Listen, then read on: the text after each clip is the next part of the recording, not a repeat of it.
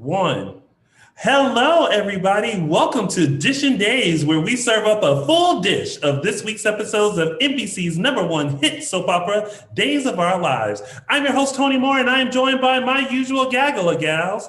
We have I always call him the lumberjack man of Dishin Days, only because he loves that flannel shirt. Only because of what? Only because you love that flannel shirt. I love this shirt. Michael Mattis, what's up? Lumberjack Mattis, what's Lumberjack Mattis on brand. It looks comfortable. Yeah, it does. Michael Mattis is always comfortable. If it's one thing that Michael Mattis always will cozy. will be cozy. Even when we were, remember when we were in the studio and I would come around and I would just be like in shorts. In shorts. Like Michael Mattis has dressed for quarantine before quarantine. Exactly. It has always been party up top, cool and breezy down at the bottom. Business up top, party down below. Well, wait, that sounds bad. Never mind. Maybe not to some people. Hey. And of course, we have our usual guest hosts joining us damn near now every week. We have ladies first. Hi, everyone. I'm Araceli. It's good to see everybody. And of course, hey, what's up, everyone? Justin Hareld here. I can't call you my chocolate twin because that role is already taken by James Locke Jr. Yeah. From around longer, we can be triplets. Thank you guys for tuning in live. If you haven't already, make sure you like us and follow us on all social media platforms. We are Dishin Days on Facebook and Instagram, and _Dishin Days on the Twitter. The @ is still figuring out whether they can go outside or stay indoors. Don't go outside. Don't go out. Stay in. If you guys haven't already, make sure you subscribe to our YouTube channel. You're right here on it, so make sure you click that subscribe button. Also, hit the thumbs up button so that we know that you like it and love it and want more of it. Many of you have been asking about our podcast version. I still haven't figured that out yet. So for right now, for all of your Days of Our Lives recaps, you can tune in right here to our YouTube channel. And hopefully at some point, the podcast gods will shower information to me and we will be able to do that. Y'all have to realize we're doing this ourselves, so it's a lot already. But thank you guys for being here. We appreciate it. So let's talk about this week of Days. What did you guys think of this week? Really liked it. While you guys are thinking about that, if you haven't, go back to last week and watch our interview with Ron Carlivati, which I thought was a great interview. Like it was really a great tea session. So he did a great job with that. And now it's just like I had a lot going on this week. This is true. You did have a lot going on. Well, now when you have, when you have a second, you go watch it and then we'll talk about it. But no, but he did kind of like talk about like the process of like, and also with all the cast changes, the shifts and pivots that him and the team have had to do. It was really, really good. And so I feel like this week, like I watched the show differently. Yeah. With he was very open. Information. Yeah. Very open, which as long as as long as they didn't use mannequins, I was gonna be happy. Oh my God. Not gonna lie. That was my only please don't do that. Should never be used. Okay, so sorry. What did we think about this week? All right. It was all right. My favorite, I have to call out the scenes that really stood out to me were between Matt Ashford and Marcy Miller. Those two, I was just like clutching the entire time. They were so intense. That was probably my favorite drama of the week. Matt was so good. Yeah. And considering the changes with Katie coming in and I enjoyed it. Like I was about to just go into the recap, but I enjoyed this week in particular that storyline. I find it very intriguing. Yeah. Well, all right. Well, let's get right into it because I think we're all itching to start talking about the show. So y'all, it's now time to start Dishin Days. Set it and forget it. Okay, so we're gonna go into the fourth storyline that we were talking about, which is Jack, Jennifer, Kate, Abigail, Jake, Gwen, and Chad, and JJ. Okay, so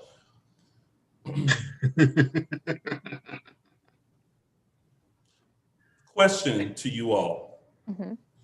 Do you think, wait, how do I phrase this? Is it me, or did you all understand why Jack and Kate might have happened? 100%. Yeah. Mm-hmm. It was a little clumsy for me.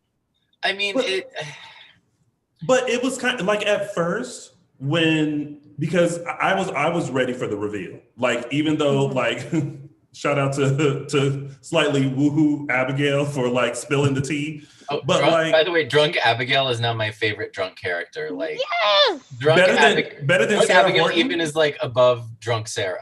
Not all drunks are created equal. And that was yes, that was great. It was a different kind, because with Sarah just gets like mouthy and kind of sloppy, but in a fun way. And I feel like Sarah's fun. Yeah. Abigail is just like airing all of her grievances. Like she's like, I have a problem. You're gonna hear about it. And I thought it was funny. And last week, or in last week's episodes, when people were giving the speeches, and you could see Marcy kind of like in the back, just like rolling her eyes and being like, this shit. The buildup was really great. Yeah. Agreed. You know what? I honestly have to say, at first I was like, why do they always want to make Kate like the Jezebel of Salem? The doorknob of Salem. Right. But then I was like, you know what? I understand how she, and also kudos to, you guys have to give the writers credit, because the fact that they called that back with Kate being like working at the pub, because at first we were like, why is Kate working at the pub? Like, this doesn't make any sense. And for them to circle back around, for her to be working at the pub, seeing Jack there late at night, just kind of like not knowing what to do, not who to turn to. And then to see that like they did have this connection, and then to kind of feel like, I get it. Like Jack was like, can you imagine the weight that he was probably carrying like for months and months and months, like every day sitting by Jennifer's bedside and like hoping that she wakes up and turning the hourglass. And we were, when the time jump happened and we heard about it, we were like, oh, that's so sweet. But then we forgot that, like, what was he going through? It was a year, like, You know what I mean? Like it's what? One thing to talk about it, and for Jennifer, I feel like Jennifer needs to take more time with this, because it was like forgivable, just not like right now. Not right now, but she doesn't need to take more time, because for her it was like a second and she blinked. She went to sleep and then she woke up, but there was a whole year that went by, and the living with this day after day after day. If you like, just anybody who has a chronic condition, let alone is the condition that she was in, it was exhausting. It's physically and emotionally draining. And then to have other people come into the room and tell you she's probably not going to wake up, this is probably not going to happen, it wore him down. To like, people, I don't know why people thought like, oh, he was so strong and stuff. Like, no, he's in pain. He never stopped holding out hope, but he was in a massive amount of pain. And probably, didn't want to burden someone else with like family. Like, I'm sure people are like, well, why didn't he talk to Abigail? Well, realize Abigail had 2 kids and a husband, so on top of dealing with her mom, she had that going on. JJ had his issues. Everyone has their things, and sometimes you don't want to be a burden to other people. And I think he just found comfort in Kate. Now, I'm not excusing the fact that he did sleep with Kate, but I think as it was happening, I was like, I understand Jennifer's reaction, but I also feel like once the dust settles, I think he can be forgiven for what he did. But there's also the layer that was brought up that, you know, Kate broke up their parents' marriage and now she's in it again. And I had forgotten about that. So the fact that they brought that into the fold too, of why it was so hurtful for Jennifer, like Kate slept with Bill, it drove Laura crazy, all that stuff. And now Kate is now interfering with their marriage. But you know, aside from they know they shouldn't have slept together, like they each knew Jack was married. This almost like revealed like a softer side of Kate too. The fact that like we know Kate's a human being and she can actually care about somebody and be like a human being, which is not something we normally see from Kate. Like a sympathetic Kate. Yeah, and also the fact that like realize that Kate has always been in love with the men that she's been with. And Jack is now, I think she was fond of him and fond of the relationship that they had together.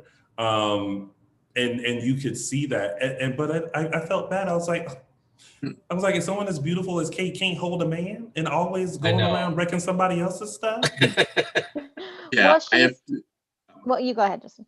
I was going to say, well, first, let me say I was completely wrong about my prediction. I thought it was going to be a fake out, or it was going to be more of like a friendship or like / emotional affair, which I guess it kind of was, but that it wasn't going to be physical. I do not like this storyline. I have to tell you, I like what it's bringing up, and I like the scenes we're getting from the actors.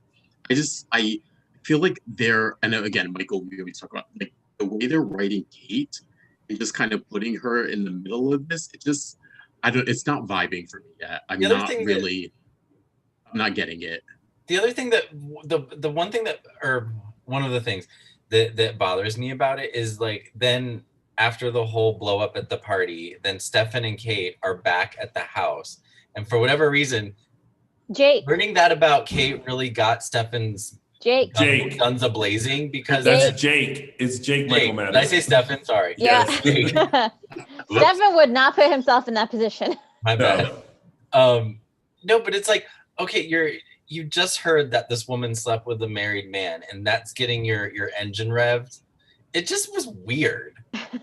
It just was odd. And then I understand with COVID they can't do like full on like, but the way that they were like taking their clothes off, I was like, this is just weird. I think it was weird. I don't know. I totally feel, I don't know why I feel like I'm in like justifying everything mode, but like but I feel like it was already there. Like and Kate brought it up. She was like, it's fun flirting and everything like that, but like, I'm not gonna sleep with you. And then she was just kind of like, why not?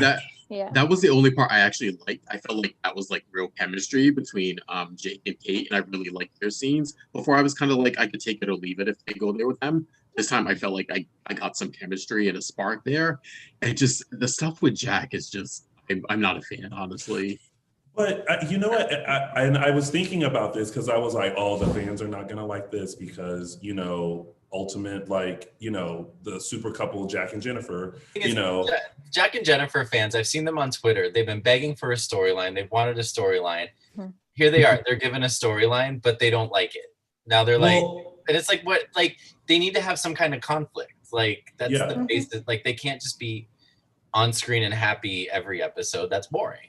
And I feel like it shakes it up a bit. I feel like it goes back to recalling what Jack's life might have been like during the coma, because I feel like we got that montage of him just like turning the hourglass and sitting by her bedside, but then all of a sudden to be hit with this is kind of like, wait, what? Like there's more that happened in that year that we don't know about. And the added layer of like, yes, Kate is the one who cheated with Bill, with Laura. So like now there's that. So there's great stuff that utilizes the history of the show to like cause like turmoil. And I really wish fans would, instead of just being like, no, I don't like this, I'm gonna stop watching, y'all let me know what, like just be invested and involved in it and watch it and watch how it develops, because it's it's still an interesting choice and an interesting shakeup, because of course we're all like, why Jack and Jennifer? Or why Jack and Kate? Yeah. And then all of a sudden you're like, oh, I'm intrigued a little, instead of being like, See, I think the thing for me is I feel like we're sort of using Kate and she's not a player in part of it, if that makes sense. Where I think if it revealed that her and Jack had this great connection and that they were either still friends or still talking to each other, or there were feelings there for him, or there were feelings there on either side, I felt like maybe I would feel differently about it. I felt like in this case, they're sort of using the character of Kate as a pawn just to create like an instant conflict. Yeah. But there's nothing behind it though. But again, with Kate, you have to think this. There was a whole year that we have not seen, technically. And when I'm talking about now though, the fallout is, even Jack said it, when Jennifer was comparing it to her parents, she was like, no, this is different. Bill loved Kate. I don't love Kate. It was a one-time thing. Yeah. I liked our friendship, but it's not present now. So it's we don't want Kate to be the punching bag, because this is not. Yeah, that's what I feel like it is. It's like, let's use Kate to, Yeah. Like, oh, go ahead. The more we talk about this, the more I realize something that I've been turning over in my mind, and I'm going to say something that's going to piss off all the Jennifer fans. Say it. I think Jennifer has a habit of judging Jack based on the type of husband that she thinks he should be. And unfortunately, I think this rings true for a lot of relationships, because I remember back when she and Jack got divorced in the early 2010s, and all she said was he disappeared. And it was almost like she never really questioned it. He was basically in a hole, again, for like a year, in a hole being tortured in some war zone. And she didn't even question that. She just thought he left her. Mm-hmm. She thought the absolute worst of him and didn't give him the benefit of the doubt. Now it's almost the opposite. It's like she and everybody else put him on some pedestal that, he was the greatest husband in the world. He never left her side. He didn't make any mistakes. He was the strong pillar. And he's just a man. He was a man in an immense amount of pain. It was like back then she completely underestimated him. And now she's completely overestimating him. When it's like, this is just a man that you married. For better, for worse. And I really don't think, and it's like after 30 plus years together, you don't get that by now. Sorry, I'm just starting to realize that's kind of the way it is. Well, we all have visions of love, and it was more that was given to me.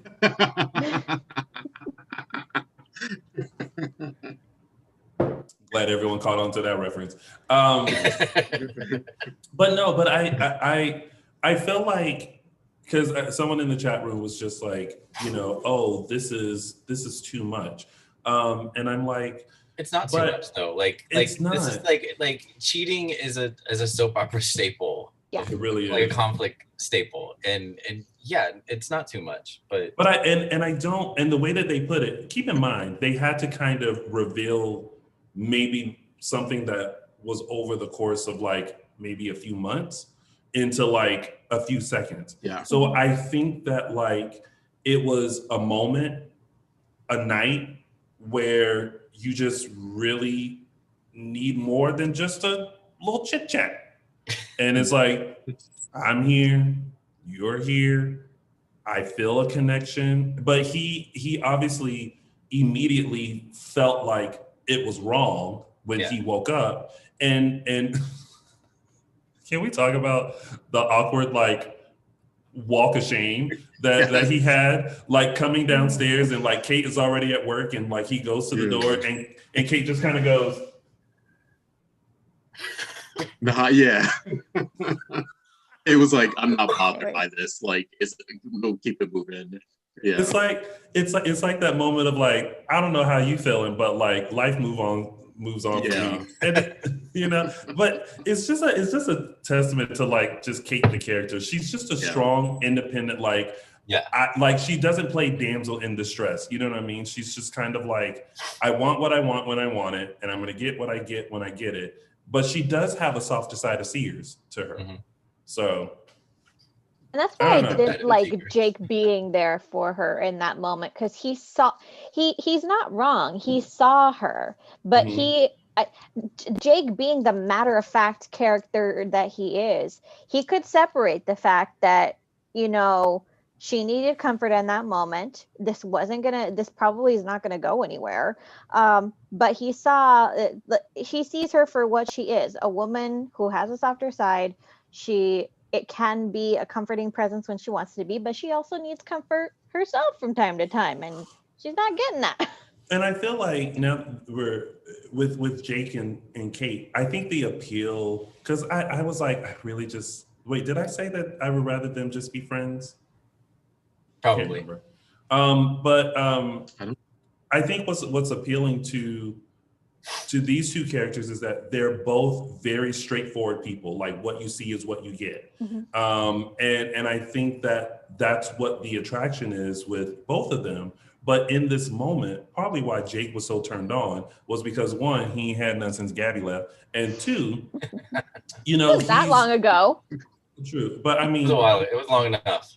Right. So, and then to see this woman who he probably sees as someone who's very strong and very like confident and like sure of herself and self-aware, to have this moment of like vulnerability a little bit, because, you know, she's talking about this time with Jack, and obviously it was precious to her, which is why she kept the letter.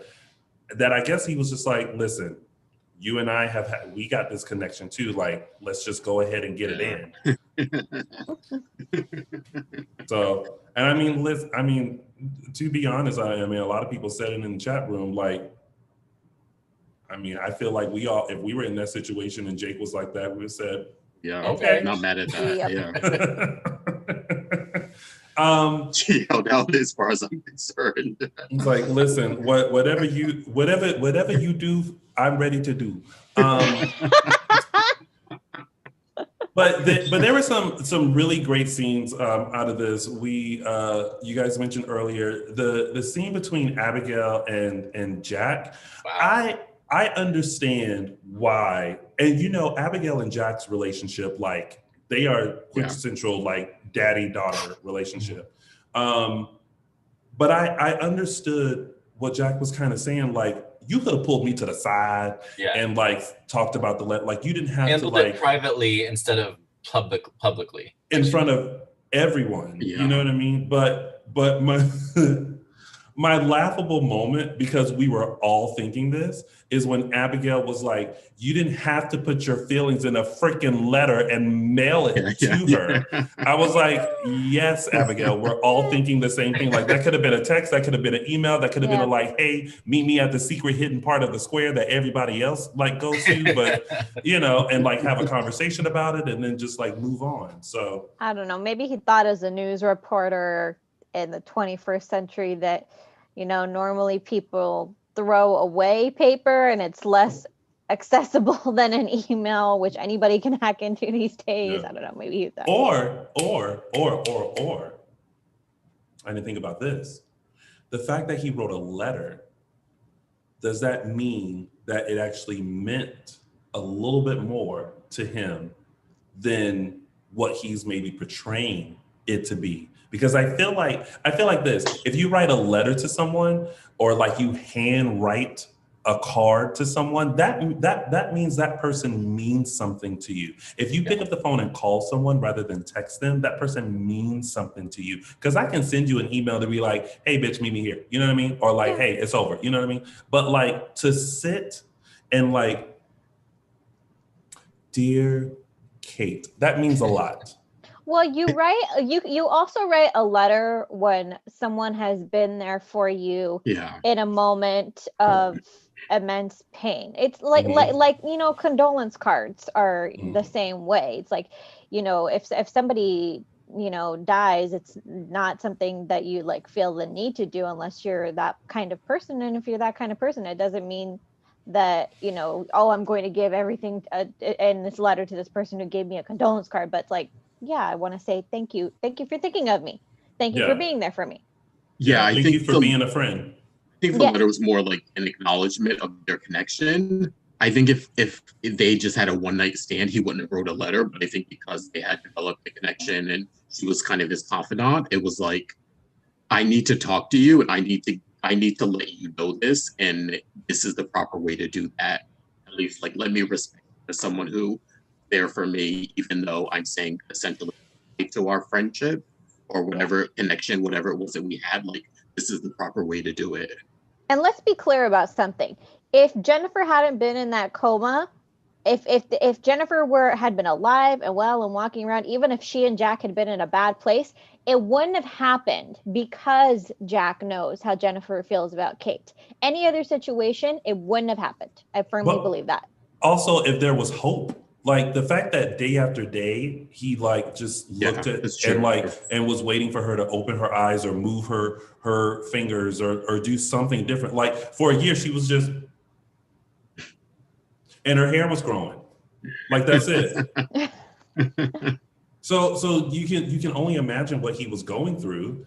As far as like, this is the love of his life in this like state.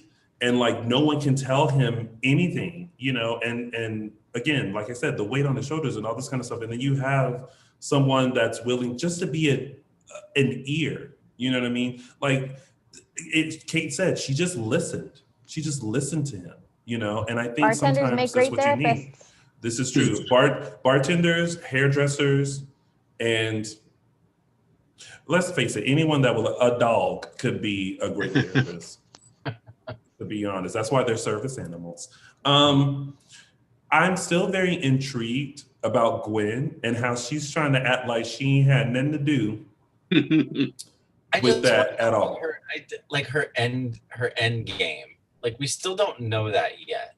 We don't. But as Ron said in the interview last week that you'll watch, Michael Mattis, like there's more, because I think we all thought that like things were going to be exposed here, but this is just like part of Gwen's plan. Oh yeah, like, that's another thing I'm curious about Gwen's endgame, but then curious about where does this go from here, and is there going to be like more to Jack and Kate going forward, or was that just like it's revealed, it's done, and then they kind of go like this, or if there's going to be more.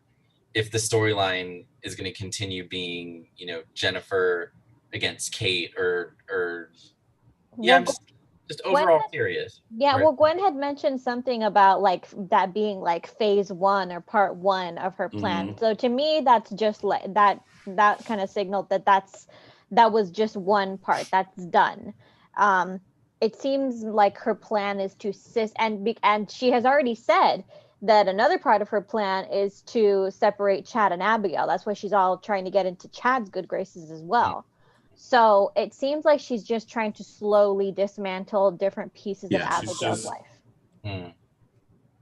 Although I think we're getting like subtle hints with Chad that like the wheels are still turning for him with Gwen. Mm-hmm. I think he's putting on a brave face, and I think I'm who knows, but I feel like as this goes on, we're gonna get like some sort of reveal that like Chad's always been like suspicious of her. That would be. I think we saw it with the stuff with Rolf, and he wouldn't sort of let that go. I think that's still in the back of his mind. We saw that this week where he was saying something about like how did she get alcohol, or like who gave her alcohol before she got to the party, and he was suspicious then. So I think even though he's sort of smiling in Gwen's face and like acknowledges that she's a friend to Abigail, I think in the back of his mind, it's like the suspicions are mounting with him.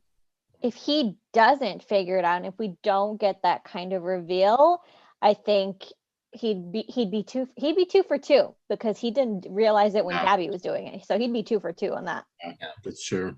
I'm looking at the chat and people are like, I'm so over Gwen, and I'm just like, oh really? I'm like, I like her. I find her more interesting now than when she was Jake or something. I find this Gwen much more interesting. Yeah, me too. Like here's the thing. The long game. Yeah, it's just kind of like, now that, I go into like the Facebook groups and like promote our show. Sorry, Facebook admin people. But I just see people like consistently like complaining about like characters in the shows and things like that. And sometimes I sit and watch it and go, I don't understand how someone cannot be intrigued by this and like want to know more. And just like, how can you be so over a character in 1 second rather than just being like, I wonder where they're going to go with this. And then because you want to know, you find out a spoiler and then you're like, well, that's what's going to happen. Yeah. And it's like, but you have to, as fans, we have to go along for the ride, because I'm pretty sure it's going to be bumpy. It's going to be full of curves. It's going to be, no, I don't want that moment. But like, you just have to kind of go on this journey with the show that you like, because you can't keep fast forwarding through storylines because they're connected. You can't like complain about a new character. You have to give them time, because eventually they're going to be utilized really well. Like, I can't wait for this stuff with Gwen to blow up, because I'm pretty sure it's going to be really good. They're just dropping all of these little eggs that eventually is going to like go, it all makes sense. So look, if you want fast, look, if you want fast and quick, you can go binge watch whatever crap is on Netflix right now. That's all there for you. But if you want payoff and you want emotional investment, like that goes back decades, then that's a soap fan. Yeah. Kelly in the chat just says, Gwen's dismantling my favorite family. That's part of that's the emotional investment. Yes. It's kind of like, well then guess what? Be with your favorite family and go for the ride, but just know that like the end game is probably going to be reunited and it feels so good, and then you can breathe a sigh of relief. But like you can't just have Jack and Jennifer or your favorite couple skipping along through like Horton Town Square like everything is fine with us. Like sometimes somebody gotta come snatch them and kidnap them and break them apart for a little bit. It makes it that much better when they are together. Mm-hmm. When like they fight and they fight and they fight to be together. That's that it makes the payoff so much sweeter. Ugh. Okay. Anywho, that's pretty much it with the storyline. JJ's back. Yeah. And helped out his mom. At the end of the week, I was like, did JJ leave? Because Theo left. But I was like, did JJ? Because where are they going? I think he's staying because of what happened with Jennifer and Jack. Normally he would have left, but because they're in conflict. Also, we got that little nugget of the rape with Kate, and him overhearing Kate tell Steve off, and they sort of got his wheels turning. So I wonder how he's going to be brought into that. You gotta love Kate for a good comeback. Yeah, Kate looked at Steve and was like, "Oh, you sitting on your high horse with a son that just raped my granddaughter." Oh boy. And she's out. Checkmate. Yeah, it's like checkmate. We're done here. So that's that. That was that storyline. Let's move on to Charlie, Claire, Theo, Xander, and Jan. First off, Xander giving that kid love advice. I was like, are you fucking kidding me? Like, well, first off, Xander and Jan as the devils on Claire and Charlie's shoulders. Like, I'm kind of good here for her. When Charlie was like telling all his business to Xander, I was like, first of all, Charlie, you are an intern. No one should know nothing about you except your name. Like, that's it, and what you are able to do. But then I was just kind of like, this is interesting that like Xander, Charlie, what's gonna happen? Not that Xander, not that, but it's kind of like it's interesting to see Xander give advice to anyone and them take it seriously. Yeah, but Charlie doesn't know any better. Yeah. And then just like listening to Xander's like, okay, he wore Sarah down and Sarah really did want to be worn down, but any other situation, it's like, okay, you basically are just giving this kid advice based on your 1 years of stalking this woman, basically. Speaking of Sarah, I loved this week how they had Sarah and Xander act off of each other, because Sarah just does not take. Xander's very like serious and Sarah's like, get over yourself. It's like, oh yeah, now she can't get enough of me. Oh, is that so? Like, and I like that they teamed up, and they're kind of, Sarah's now helping Xander try to figure out what Philip's up to, and that. Oh, I thought there was another word coming after that, so I was sitting here in like anticipation. I do like the fact that, like, you know, Sarah has Xander's back, because and we'll talk about that and more in a second. But in regards to Charlie and Claire, yay or nay on the Charlie and Claire situation? I would rather Claire and Charlie than Claire and Ben, because I feel like the Sin fans would not let that happen. Well, that would be typical for Days to pair up Ben and Claire, because now Ben has nobody. Claire has been kind of like a frenemy to Ben, and it would just kind of be, I feel like that was the direction they might have been going, but I don't want that. So I'm fine with Claire. I'm fine with Claire and Charlie. See where it goes. Yeah. And I feel like what's her name? Who's the new Claire? What's it? Isabel. Isabel played Claire in the scenes with Jan, like when she was in the square. Yeah. It was more like Olivia. I was thinking that, like a drastic shift from like the previous episode. And I was like, okay, this is Claire. I think she's settling in. How it's not exactly, and I'm not saying like, oh, she's playing it like Olivia. I think she's playing it more like Claire. I felt like she was more Claire in those scenes than in any previous. I feel like she's giving us 22-year-old, as opposed to something else. 30-year-old Claire.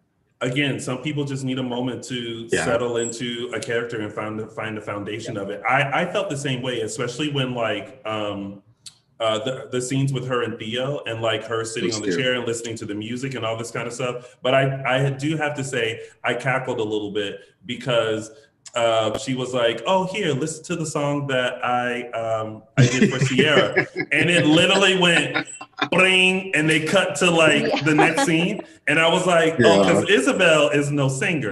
Olivia was, but you're not gonna hear any ooh, oh, oh, oh. Nope, you're not gonna hear that. You're gonna hear like ding, ding, ding, and then it goes to something else." Yeah. But as soon as that happened, I immediately was like, "Oh, they're gonna drop that whole singing part of Claire." But like she's gonna instantly lose interest in singing. Exactly. So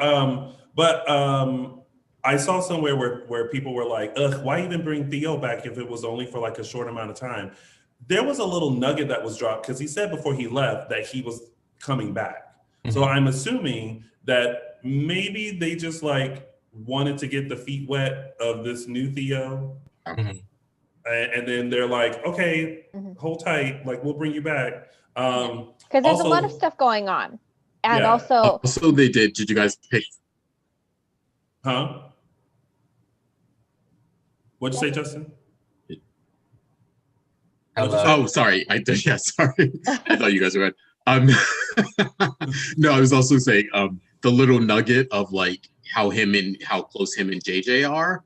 Oh yeah. And the fact that if JJ is going to stick around for a while, maybe that's what lures Theo back to town, or like, oh, if JJ, maybe I'm needed in Salem, maybe we're both needed there or whatever. But he kept doing that whole like, I'm cool with JJ, like we live together. Apparently they live together now, and it's like, we're best friends or whatever. So.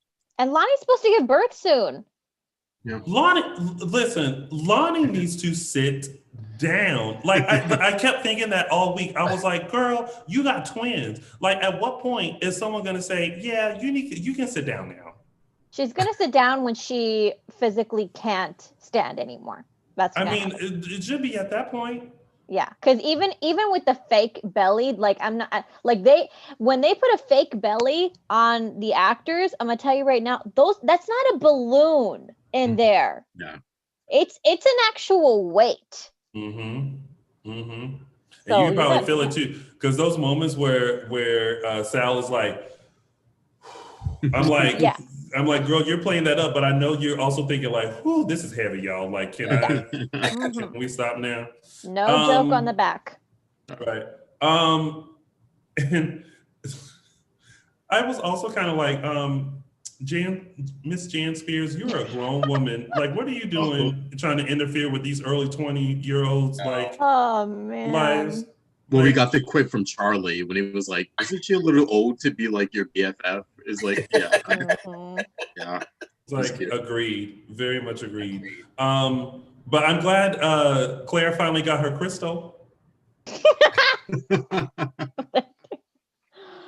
Oh my God. And do you know that I looked to see if it was the same one? Like when Jane handed it, I was like, that's the same crystal from the other time? And I'm not gonna lie, when it first came back up again, one, I forgot about it already, and two, I didn't think that's what it was at first. What did you think it was? Because I was looking at it, I was like, what the hell is she holding? It just bad hand placement is all I will say. Bad hand play. I remember thinking it looked off, but I don't remember why I thought it looked off. Bad hand placement. What did it look like?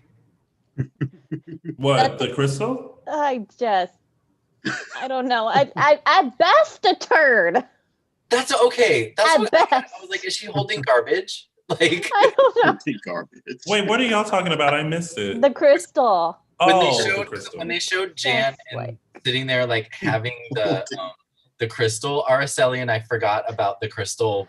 Having the crystal before, and so Araceli thinks it looked like she was holding a turd, and then I remember thinking like it looks like she's holding garbage, but then she's like, oh, it's your then she brings up the crystal. I'm like, oh, right. I mean, it's like I'd like to think I kind of know what a crystal looks like. I mean, I have Himalayan salt lamps, and I went to college in a hippie town, so I know crystals. It's not in depth, but it's just like that did not look like something you should be holding. Someone in the chat room said, Tony, get the crystal for the set. Just add it to the collection. God knows we could use some. We'll add it to our collection. But I mean, overall, I'm intrigued by this storyline, to see the pairing of like Charlie and Claire, to see like if like Charlie's going to be like a sidekick to Xander, which is why like, that is happening. How do we feel about Charlie? Have we discussed Charlie yet? There's got to be something there. Something's something's not right with him. So when he saw Claire and Theo kissing, the look on his face, I was like, okay, he may be like, I saw a little bit of crazy.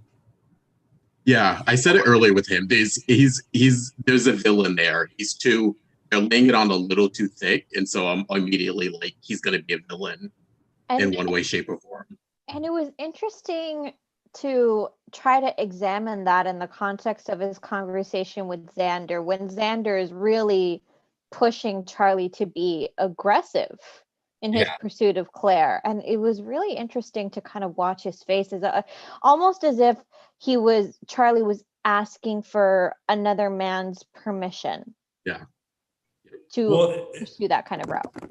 It's almost like, because like the term like be a man was brought up, and I was like, here we go. Like, Charlie has a skewed definition of what a man is like, because he was a bumbling like nerd on the phone with Claire, like, like we don't have to go out tonight, but maybe like sometime tomorrow. I mean, I think bye. Yeah, I think based on one thing that we can know for sure, and based off his conversations with Xander, I think we can assume is that he didn't grow up with any type of strong male figure in his life that he could look up to. I think we can assume that, because I don't think he would be so willing to take Xander's advice if he did. Rodell in the chat room said Charlie had the Fatal Attraction vibe to me. Yeah. Lock up those, but keep those bunnies safe. Oh, wait, hold on. Brad K said, I find it hilarious when people walk right into a house because the budget doesn't allow for an entrance or doorway. I get it, but it makes me laugh every time. It's got their house, like the Hope's house that's now Belle and Claire's house, or Belle and Sean's house. Yeah, there is no entrance, and someone always lets them in, or they just appear. Mm-hmm.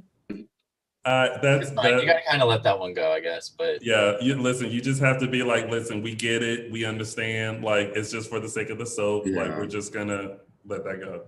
All right, and that's pretty much it with that storyline, right?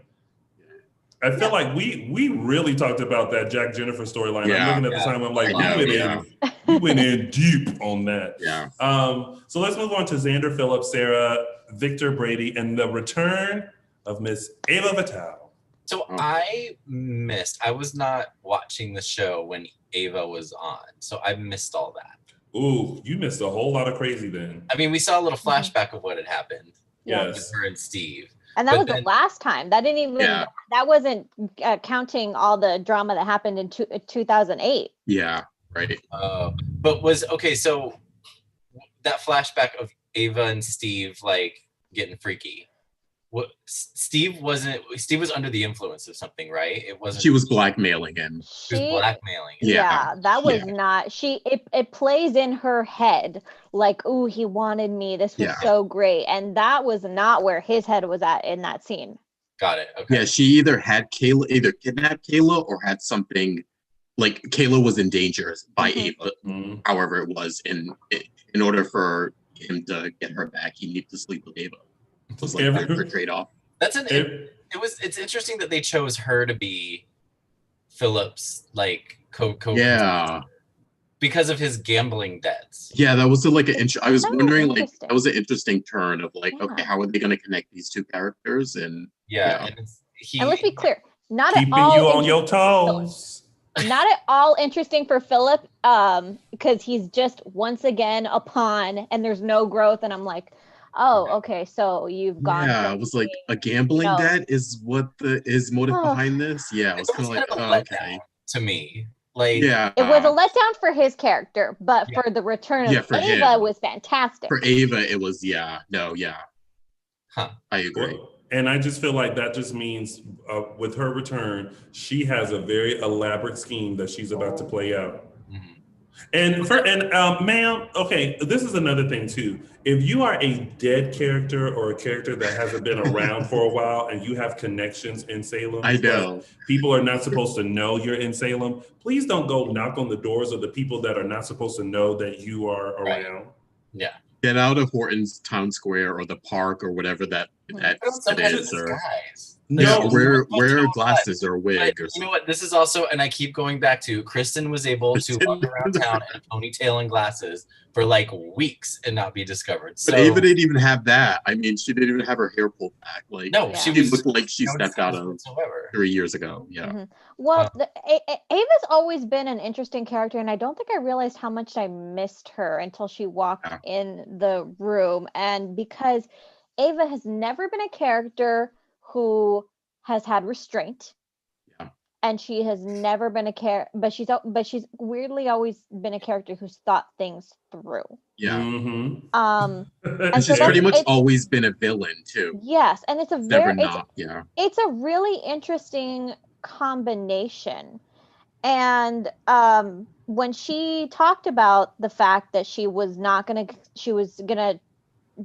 try to not see Steve, and she brought up Tripp, so she knows her son is alive. She knows he's in town. It seems like she's been keeping track of him.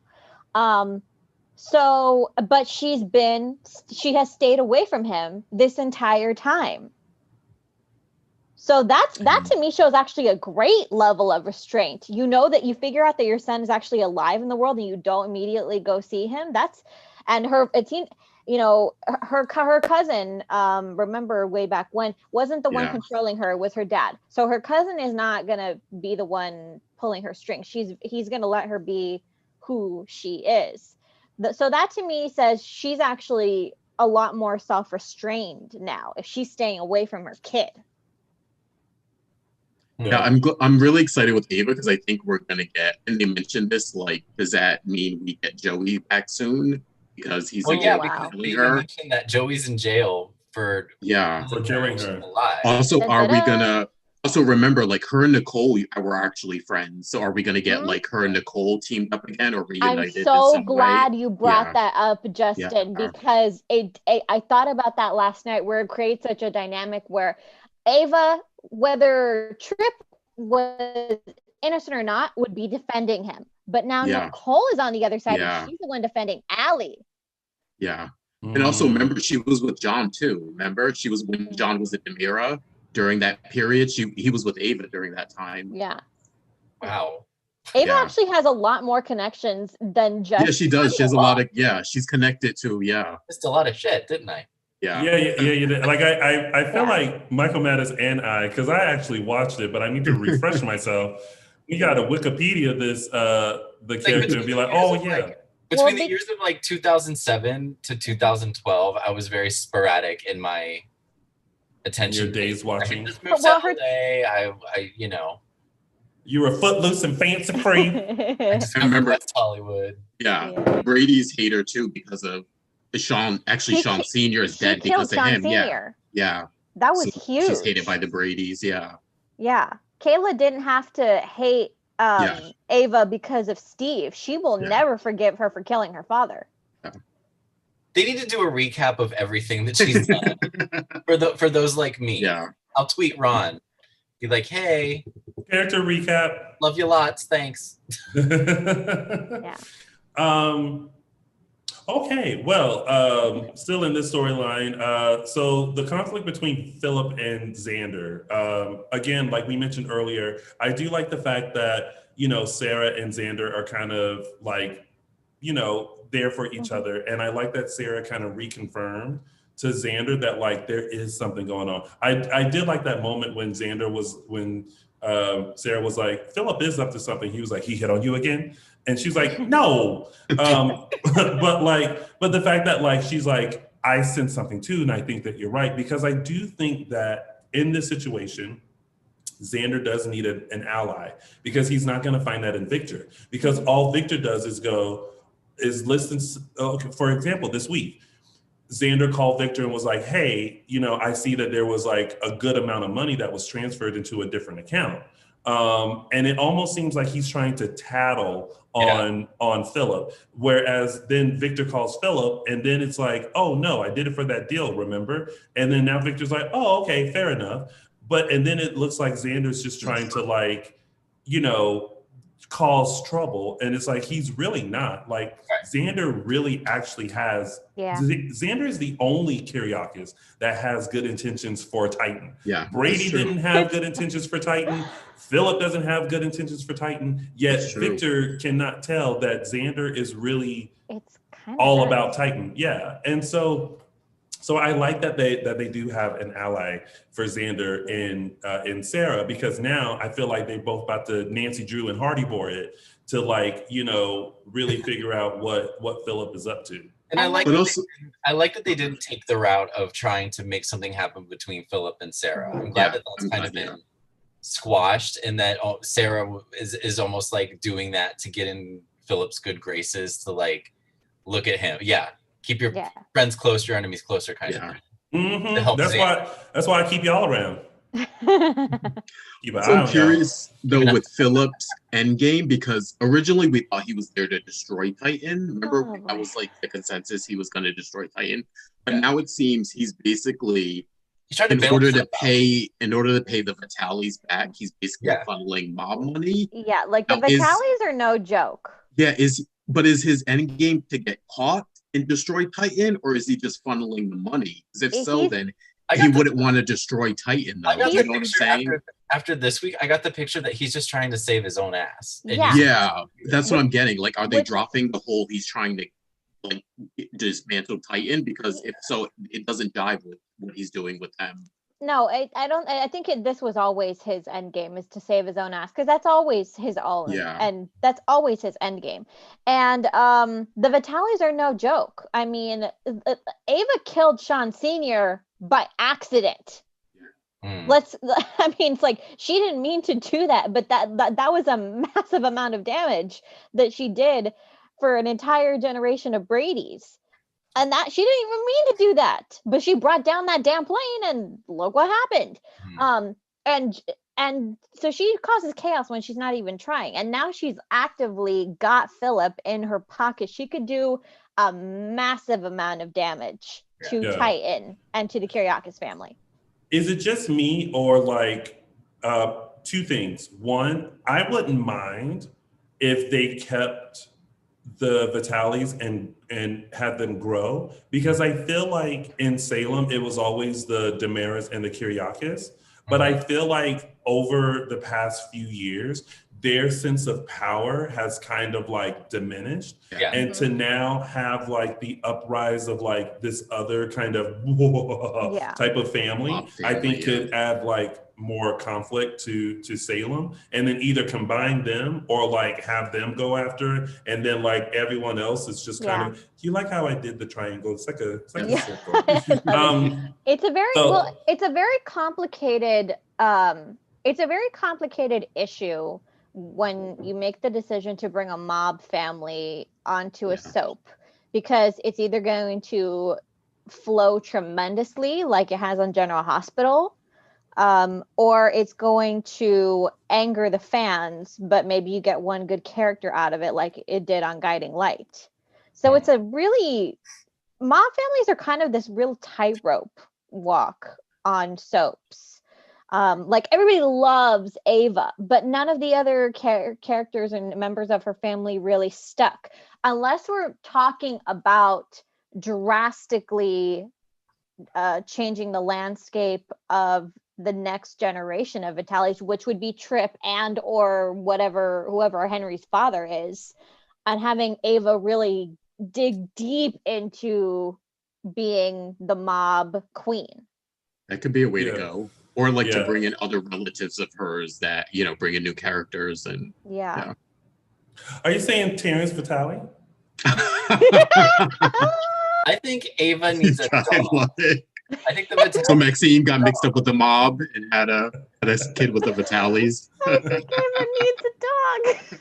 Bimbi Vitale. It's you said Bimbi Vitale, a dog. Michael, she already has one. His name is Philip.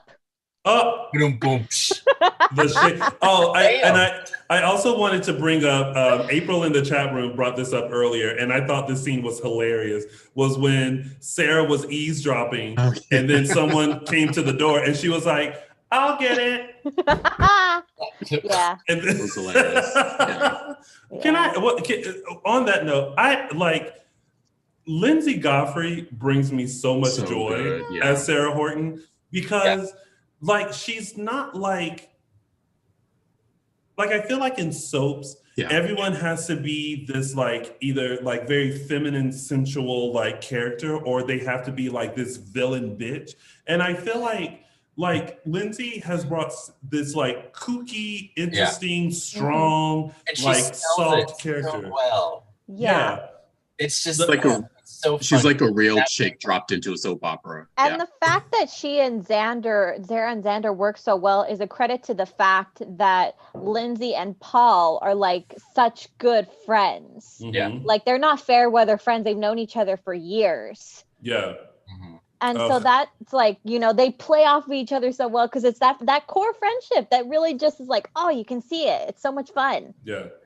Yeah. I just, that scene just like, and it made me wonder, I was like, did she come up with that, or was that written in the script? Was that an ad lib, or was that probably an ad lib, I would imagine. Like Billy Flynn's ad lib of like, girl, you have all these shoes in there. I was like, Michael, did you catch that? No. That shout out? You didn't catch that last week? Yeah. When you put something about it. It was so good and so cool. Yeah. Oh. Excuse us, Mr. Vacation. All right, and that was. Oh, I wanted to bring something else. How do we feel about Philip? Wait, what happened between like the Philip, Jan, Belle?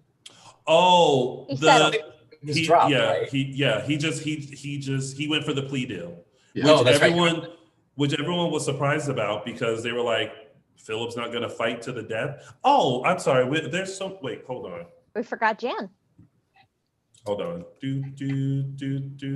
Nope. Okay, we'll bring that up later because it's in Tidbits. So we'll bring that up in a second. All right. So,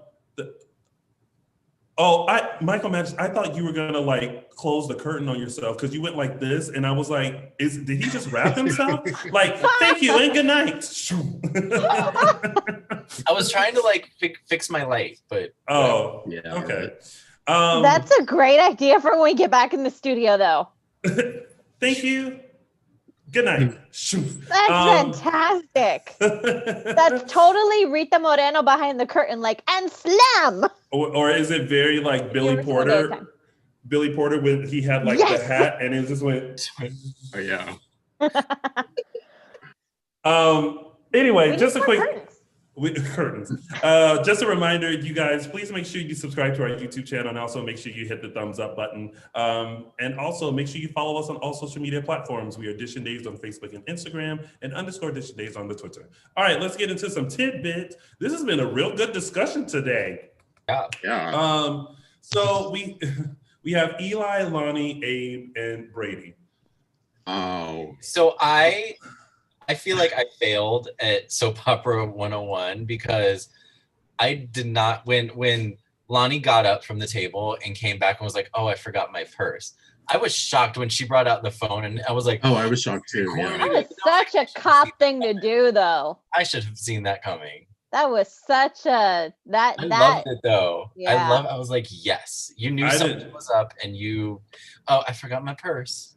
Yeah, well, because she sent something when she went to the bathroom. Yeah, and then she came back and she was like, well, what are y'all talking about? And then when she gave them the story, she was like, anyway. She's like, let me. She said, hold on a minute. I got something for this ass. Hold on. Yeah, they kept doing the fake out a little bit. Like even the last one they did, and I was like, God, like, okay, we get it. Like she's almost gonna hear something. Like, they kept doing it, and then when she pulled out that phone, I was like, you know what? This is like the Detective Lonnie. Like, yes, thank you for giving us that. And that's the moment where, like, you ask yourself, Eli, you know that you're not just protecting your wife. You know she's a detective, right? Yeah. You know you're all worried about her finding out, somebody telling her something. Mm-hmm. You realize she could probably find out for herself, right? Yeah. And maybe stop talking out loud about it. That. But did anyone else want Abe to be like, listen, Eli, I know that you're still kind of new to Salem, but let me tell you, secrets always have a way of coming out. It comes out. You might want to tell her. Like I was surprised Abe wasn't just like, listen, dude, tell her, because like secrets in Salem don't last long. Yeah. But how do we feel about the fact that Lonnie went to Brady for answers instead of going to Eli? Because it's been clear to her now that Eli was hiding something. Mm-hmm. She came into the conversation from the bathroom. She knew they were talking about something. She knew their excuse was bullshit. She got the recording, and now she knows that Brady's involved. So yeah, she's gonna go to Brady because now her trust that Eli's gonna tell her the truth isn't there. So she's like, fine, I'll just go to Brady and get it out of him.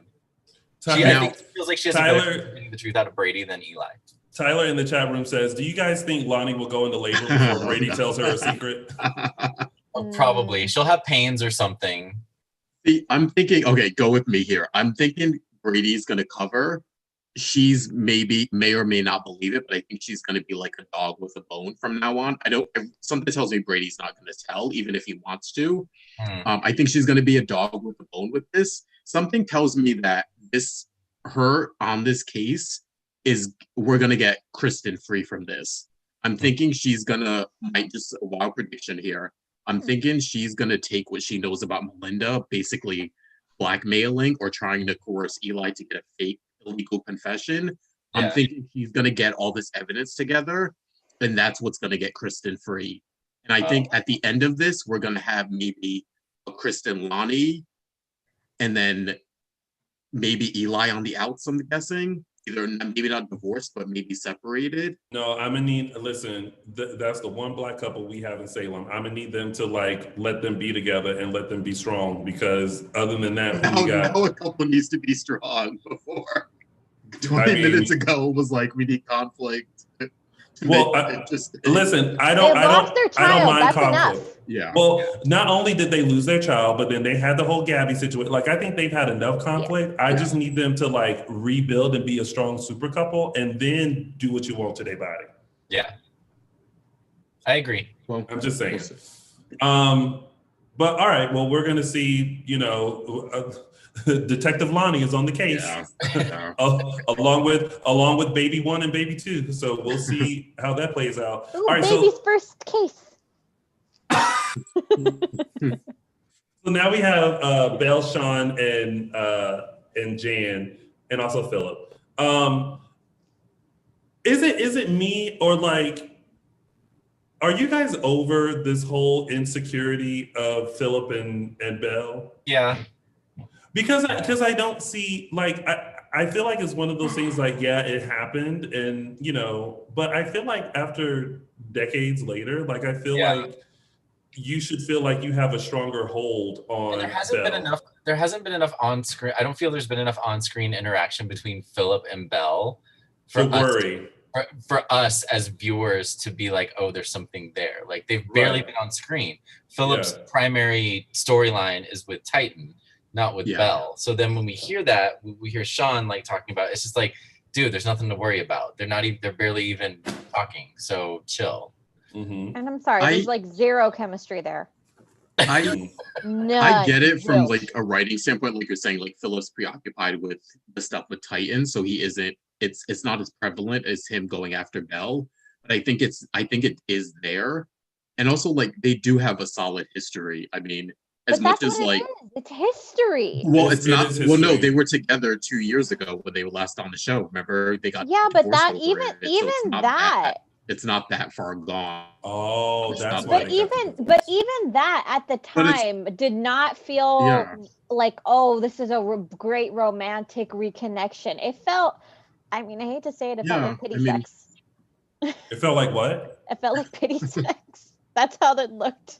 It really did not play like community service. Yes, it did not. It was not this great romantic connection that he's trying to make up in his head. I'm sorry, that was gone way when like Claire was in diapers when that was last true. Sorry.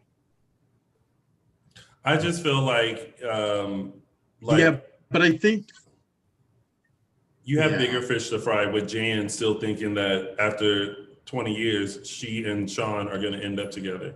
Yeah. But again, that makes more sense because Jan was in a coma all that time. True. But I think Sean knows, like, if he has a rival for Ben, it's Philip. And as much as people may not want them together, like, they do have a history. They do kind of have a connection. Like, again, Belle isn't someone who's like, I'm going to stay away from Philip. She readily sort of goes with the flow when it comes to him and helping him out. So there are still feelings there. They may not be like romantic, like I'm going to choose you over Sean, but like I think in the past we've seen she can get dragged into something with Philip very easily. But I think for Belle, it's still on a friendship level. I think that's why she was like, okay, listen, let me just put a ring on it.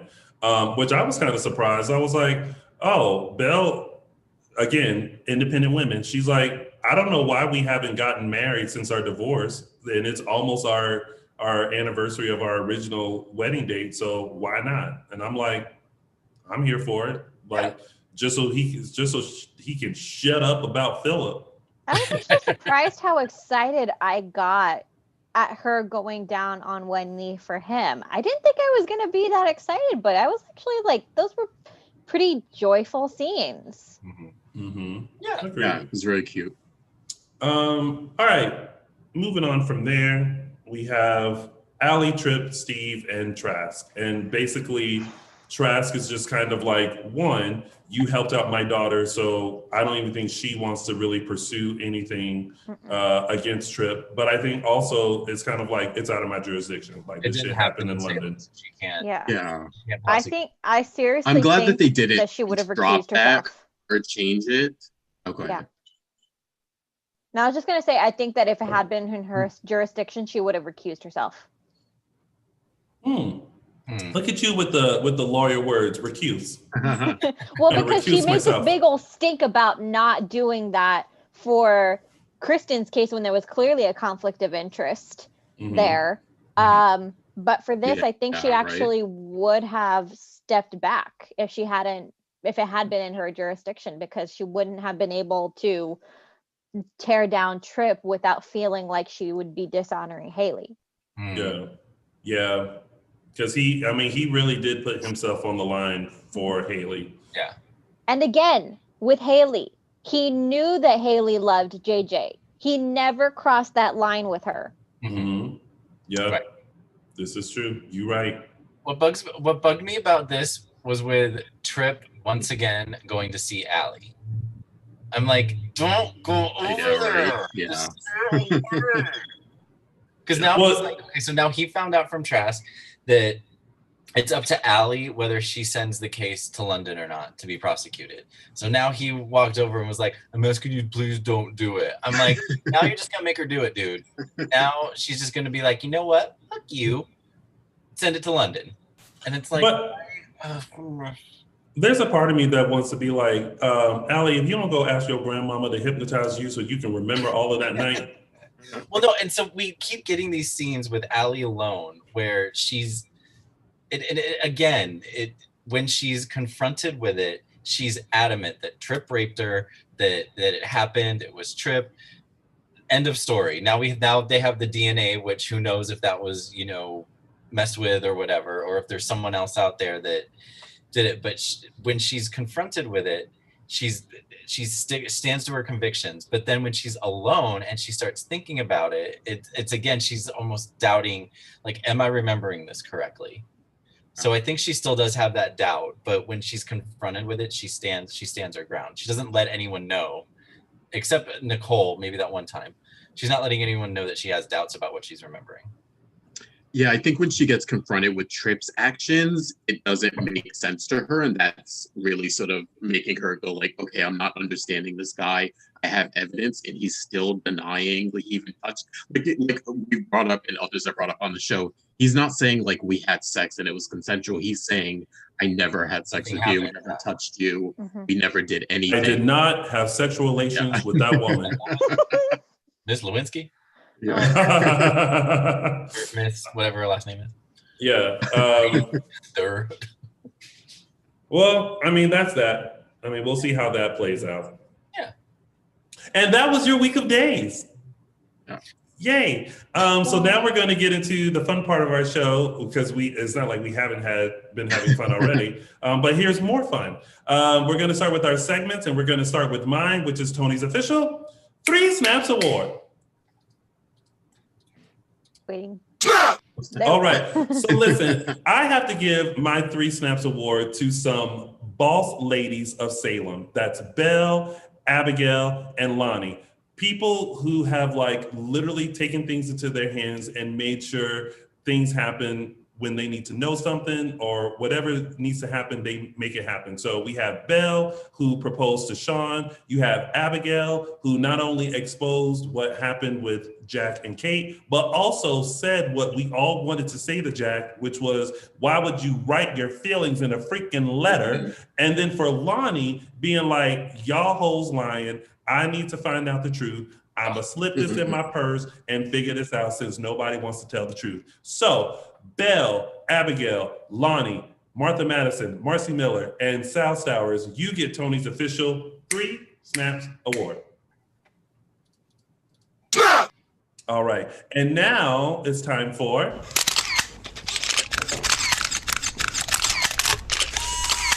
Caption That. All right, this week's Caption That photo comes courtesy of Xander and Charlie, and Xander taking the flowers that he had given to Charlie for himself to give to Sarah. And caption, whoopsie. This week's caption goes to Cameron Barillas on Facebook with his caption of Xander saying, "I love it when you call me Big Poppy." As in the flower. Oh. I mean, I caught it. Honey. I love it when you call me Big Poppy. Anyway, that was this week's caption there. And now it's time for Those Were the Days. Oh God, it goes every time. Okay, this week's Those Were the Days, inspired by what happened with Jack and Kate, is a little throwback to Laura and Kate. Again, we've covered a little bit of their history. Kate had an affair with Bill back in the day, which produced Lucas, and also sort of put a big end to Laura and Bill's marriage. A couple things that are similar, a couple themes that keep coming up between what happened with Kate and Jack and what happened with Kate and Bill and Laura, is the idea of like taking advantage of someone. Or in the previous affair, like it was actually, I don't know if people remember this, but Bill sort of took advantage of Kate because she was in a stressful state because Austin and Billy were killed, and she was sort of dealing with that, and Bill sort of came in, the sort of Lothario leech that he was, and sort of took advantage of Kate back then, got her pregnant, and kind of, we know that story.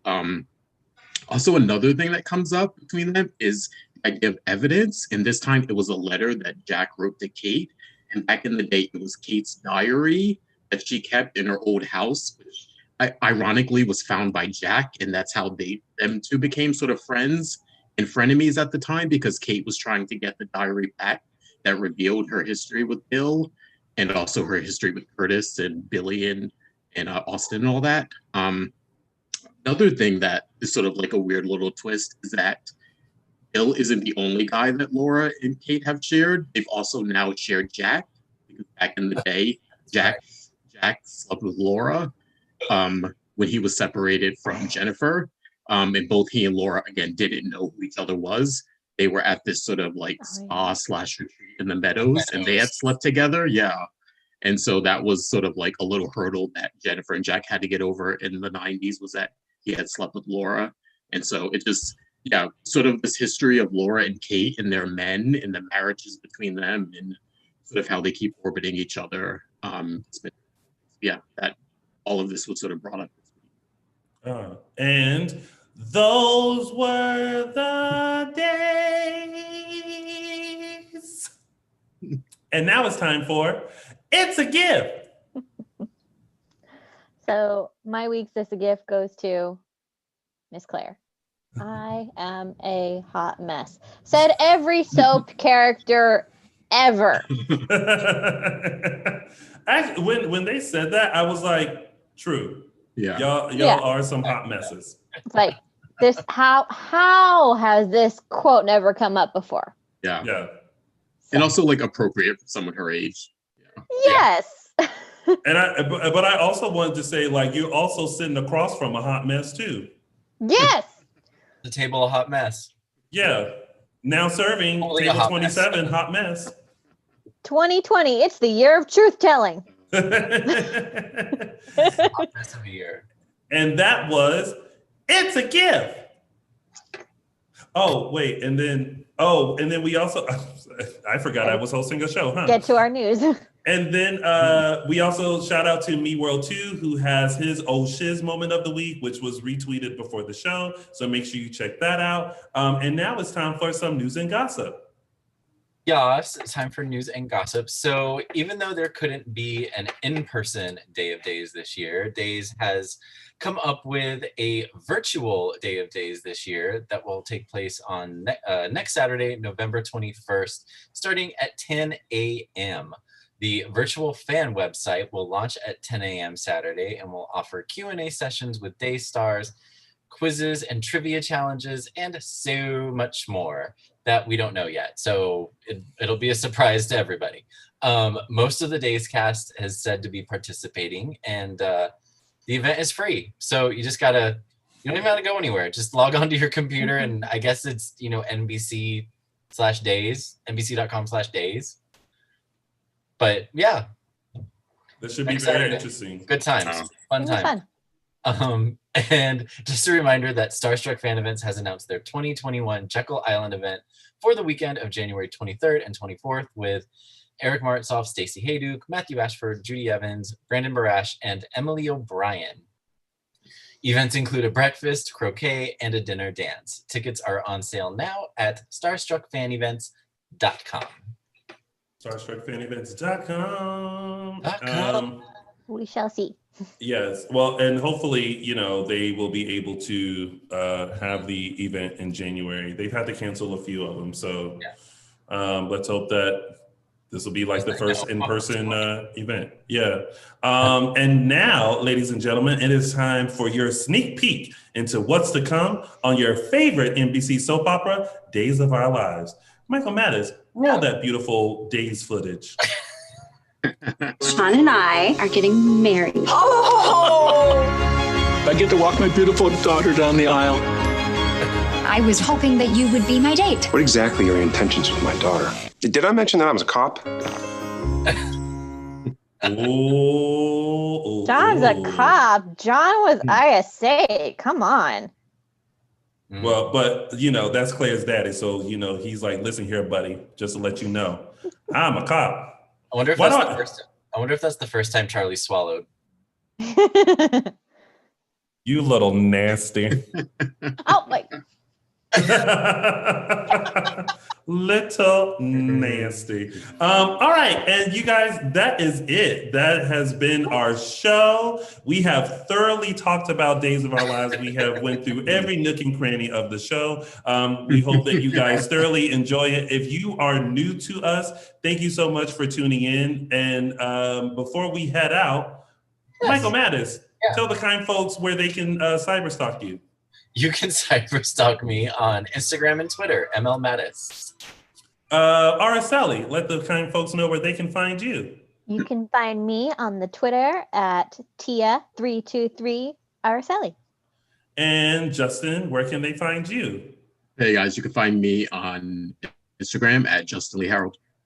And of course, you guys can find all of us at Dishin Days on Facebook and Instagram and _Dishin Days on the Twitter. And of course, you can find Little Old Chocolate Me on all social media platforms at Lounging with Tony. Thank you guys so much for tuning in. Next week, we are taking a Sunday off. So we will be back November 29th for a full dish of those week's episodes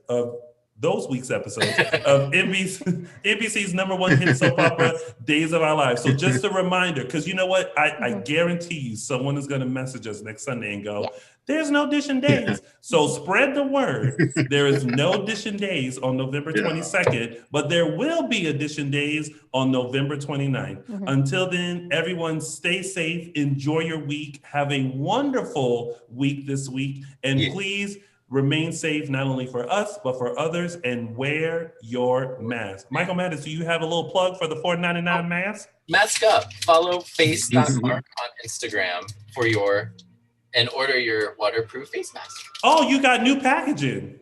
Oh, yeah. This is the OG packaging. Oh, okay. All right. So face.mark on Instagram. Yes. Everyone have a safe and happy Thanksgiving. Yes, and that too. All right. Bye, everybody. Bye, everyone. Bye. Yeah.